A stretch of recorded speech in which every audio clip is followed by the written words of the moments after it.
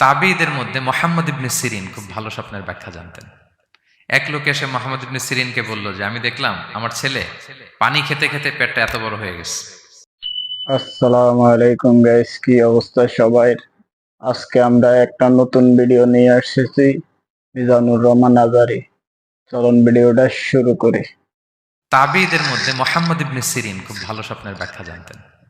এক লোক এসে মুহাম্মদ ইবনে সিরিনকে বলল যে আমি দেখলাম আমার ছেলে পানি খেতে খেতে পেটটা এত বড় হয়ে গেছে। এই একই স্বপ্ন আরেকটা লোকও দেখলো, দেখে এক মূর্খের কাছে জিজ্ঞেস করলো। সে বলল, সর্বনাশ, এত বড় পেট হয়ে গেছে, তোমার ছেলে তো মারা যাবে। ঠিকই কদিন পরে ছেলেটা মারা গেল। আর একই স্বপ্ন দেখে এই লোক মুহাম্মদ ইবনে সিরিনকে জিজ্ঞেস করেছিল, উনি বলেছেন যে তোমার ছেলে তো অনেক বড় আলেম হবে। ঠিক তাই হয়েছে, ওই ছেলে অনেক বড় আলেম হয়েছে। তো ফাইন্নার রুইয়া তাকউ আলা মা তুআব্বার, স্বপ্নের ব্যাখ্যা তেমন হয় যেমন এটার ব্যাখ্যা করা হয়। রাসূল সাল্লাল্লাহু আলাইহি ওয়াসাল্লাম একবার স্বপ্নে দেখলেন যে তিনি ওনাকে দুধ দেয়া হয়েছে, বাটিতে দুধ খাচ্ছেন, পরে আঙ্গুলের ফাঁক থেকে দুধ বেরোচ্ছে। এই সামান্য একটু দুধ রাসূল সাল্লাল্লাহু আলাইহি ওয়াসাল্লাম উমরে ফারুককে দিলেন। সাহাবারা বললেন, মাযা আউয়ালতা বিহি ইয়া রাসূলুল্লাহ, এটা তাওয়িল কি? তখন বললেন, আউয়ালতু বিহি আল ইলম, এটা দিয়ে আমি জ্ঞান বুঝিয়েছি, মানে উমরে ফারুকের আল্লাহ তাআলা অনেক জ্ঞান দিবে। স্বপ্নে কেউ দুধ খাচ্ছেন, এটা আপনার জ্ঞানের প্রতীক।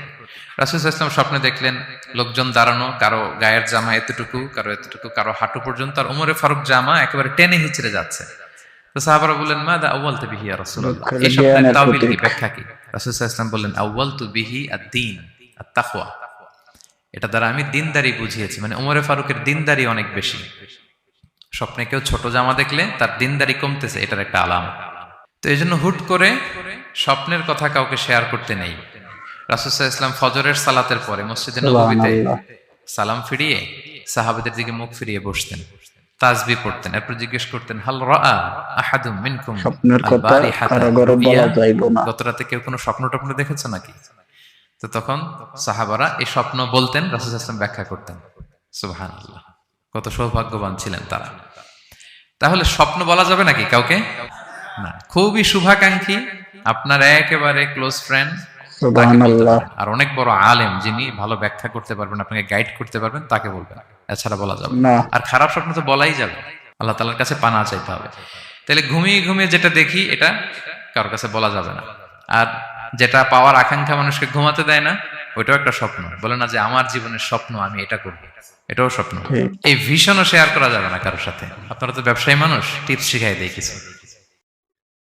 বিশাল বড় একটা কিছু প্রজেক্ট নিছেন, শুরু করার আগে আপনি বলে ফেলছেন, শেষ, আর এটা হবে না।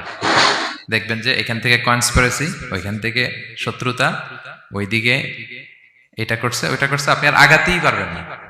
দুঃখজনক হলেও সত্য, আমরা বাংলাদেশিরা তো এগুলোতে অভ্যস্ত। সবার মধ্যে কম বেশি জেলাসি কাজ করে ন্যাচারালি, আমাদের বাংলাদেশিদের এটা আরো বেশি। আমি আমার প্রায় আলোচনাতে বলি যে আমাদের জাতীয় খেলা হাডুডু হওয়ার কারণ হচ্ছে এই খেলার ধরনটাই এমন, একজন সামনে যেতে চায়, 10 জন পা ধরে পিছনে টানতে চায়। তা আপনি আপনার ভিশন শেয়ার করলে বিপদে পড়ে যাবেন। আপনি প্রপার হোমওয়ার্ক করবেন, গ্রাউন্ড ওয়ার্ক করবেন, কাউন্সিলিং করবেন, প্রজেক্ট দাঁড় করাবেন, লঞ্চিং প্রোগ্রামের দিন সবাইকে জানাবেন। সব রেডি, এবার আর কেউ কিছু করতে পারবেন, এটা দাঁড়ায় গেছে, সব রেডি আমার। লঞ্চিং জাস্ট একটা ফর্মালিটিস, তারপরে আমার কাজ শুরু হবে। কিন্তু আপনি আগেই যদি সবাইকে জানায় ফেলেন, হবে এটা?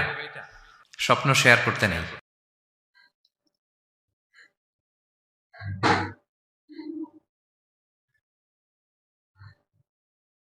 না। তো বন্ধুরা, ভিডিওটা কেমন লাগছে সবাই কমেন্ট করে জানাবেন। নিত্য নতুন ইসলামিক ভিডিও পেতে হলে আমাদের চ্যানেলটা সাবস্ক্রাইব করে আমাদের পাশে থাকবেন। আল্লাহ হাফেজ।